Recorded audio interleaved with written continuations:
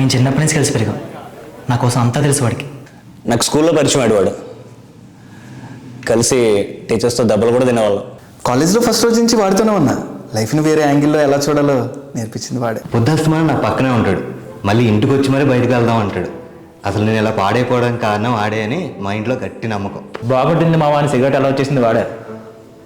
వాడు తాగే సిగరెట్లు నేను బిల్లు కడతానని.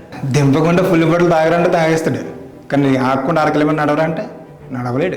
మేము వేరే వేరే కాలేజెస్ అయినా నా కోసం మా కాలేజ్కి వచ్చేవాడు.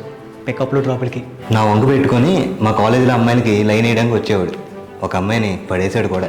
వేరే అమ్మాయికి లైన్ వేసినా పర్లేదు కూడా, మా వాడు ఏకంగా నేను లవ్ చేసే అమ్మాయికే లైన్ వేసేవాడు. మా వాడు నా లవ్కి చాలా హెల్ప్ చేశాడు. మా చెల్లి దేవతరా జాగ్రత్తగా చూసుకోమని నాకే వార్నింగ్ ఇచ్చేవాడు. నాకు బ్రేకప్ అయ్యాక నీకేం తక్కువరా 100 మంది పడతాను ఇవ్వడు, కానీ నాకు అంత సీన్ లేదు, నాకు తెలుసు. లైఫ్లో గెలవాలరా, అమ్మాయి కోసం ఇలా బాధపడుతూ కూర్చోకూడదు అని మోటివేషన్ ఇచ్చేవాడు. వీడు పెద్ద తిరుగుక మరి స్పీచ్లో కూడా హ్యాపీ బర్త్డే రా మామ అంటూ అరుచుకుంటూ వచ్చి నాతో కేక్ కట్ చేయించి నా బర్త్డేని పండగలా చేసేవాడు. హ్యాపీ బర్త్డే అని ఒక్క చిన్న మొక్క చెప్పి నా దగ్గర ఉన్న డబ్బులు ఒకటిసేవాడు. మనం ఎవరికైనా మన ప్రాబ్లం చెప్తే అయితే దానికి సొల్యూషన్ చెప్తారు, లేకపోతే లైట్ తీసుకుంటారు. కానీ వీడికి మనం ప్రాబ్లం చెప్పామనుకోండి, దానికి సొల్యూషన్ రావడం పక్కన పెట్టండి, మనకు ఇంకో ప్రాబ్లం స్టార్ట్ అవుతుంది. చాలా డేంజర్గా. కేర్ చేస్తాడు, ప్రొటెక్ట్ చేస్తాడు, నవ్విస్తాడు, ఏడిపిస్తాడు, నేర్పిస్తాడు. నువ్వేం పేకలెవరో మావా అంటాడు. నువ్వు తప్ప ఇంకెవరో చేయలేరురా అంటాడు. ఇంతకీ ఎవరు సార్ అతను?